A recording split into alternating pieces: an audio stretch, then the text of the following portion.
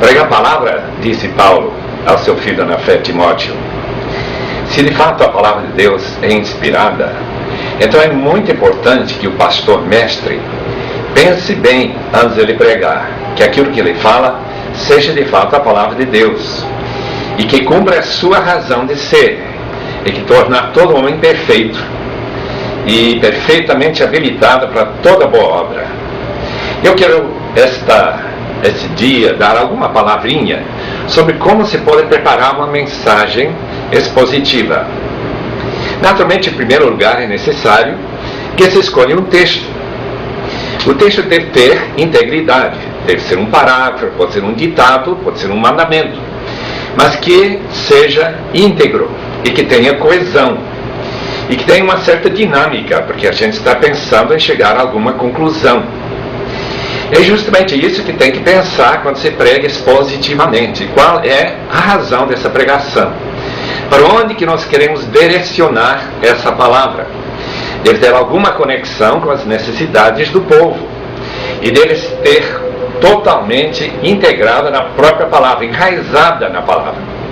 Para isso é necessário conhecer muito bem o texto. O pastor Campbell Morgan de Londres achava que era necessário ler o texto pelo menos 50 vezes. Meu próprio professor, Merotani, dizia que nós tínhamos que ler o livro inteiro várias vezes, de vários pontos de vista, até ficarmos realmente familiarizados. Quando sabemos o que o texto diz, é hora de pegar uma folha para fazer alguns rascunhos. Primeiramente, tentar chegar à conclusão, o que o texto está querendo dizer. Qual é a proposição que esse parágrafo, aquele ditado, realmente vai promover.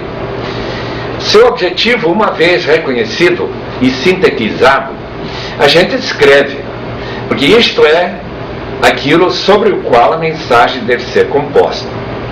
Pensemos, por exemplo, no caso do filho pródigo. A história do filho pródigo tinha o propósito de chegar ao fato de que uma pessoa que serve a Deus, mas que não ama a Deus, é muito menos apreciado por Deus do que um filho pródigo que tem feito tudo de mal, mas que volta e se arrepende. Esse sendo sintetizado numa proposição, agora se procura no próprio texto os alicerces necessários para fazer com que essa mensagem seja reconhecida pelo povo e que chega a trazer um comprometimento com o próprio texto. Isso requer um estudo muito cuidadoso. Pode ser um estudo analítico, especialmente se for uma carta. Pode ser um estudo retórico, ver as palavras principais. Pode ser um estudo teológico, que a gente procura aquilo que o texto mais tem como pressuposição em relação às palavras principais do texto. Com esse trabalho analítico, teológico, até retórico, a gente vai colocando observações. Observar, por exemplo, como que o texto está relacionado com o texto anterior, como está relacionado com o propósito do texto dentro do livro, como também qual é o propósito que vai seguir o texto seguinte. A palavra de Deus está interligada e nós devemos ver o contexto com muito cuidado e observar aquilo que o texto tem a dizer. Além disso, temos outros fatores interessantes dentro do texto. Temos a gramática, analisar os verbos, o tempo dos verbos, o modo do verbo, a ação do verbo, quem está agindo, sobre quem. Todo esse tipo de observação é fundamental quando a gente está preparando uma mensagem.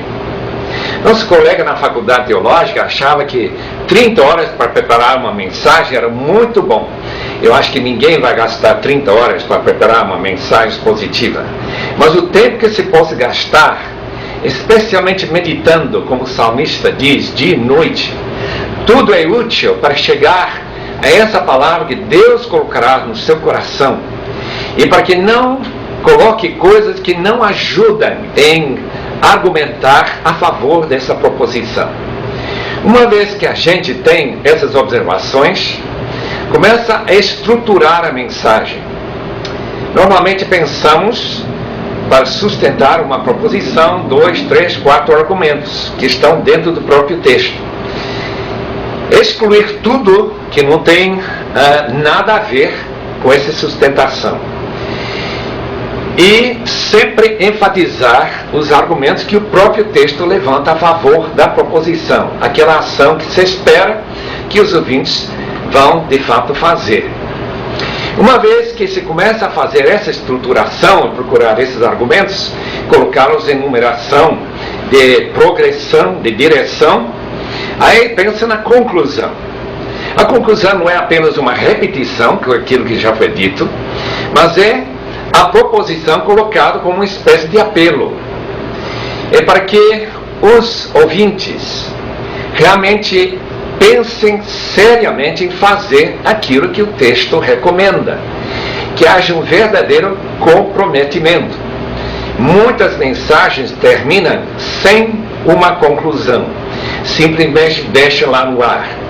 Uma vez que se chega à conclusão, é hora de pensar na introdução e nas ilustrações. A introdução é necessária para interessar os ouvintes no texto, para que eles realmente liguem suas mentes naquilo que vai ser dito, que eles sintam grande interesse no tema.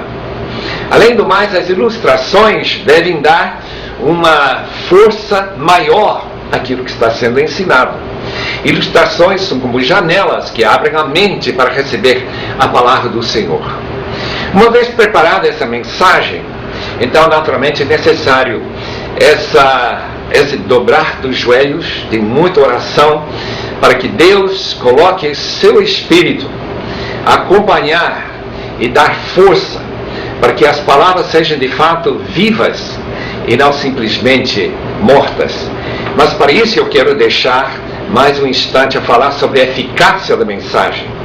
Para agora é suficiente pensar, trabalhar com o texto, nunca fugir daquela intenção e objetivo que o autor teve, e dar muita atenção a todos aqueles elementos para estruturar uma proposição e seus argumentos, para que essa mensagem de fato alcance o coração dos ouvintes. Deus os abençoe neste santo trabalho de pregar a palavra.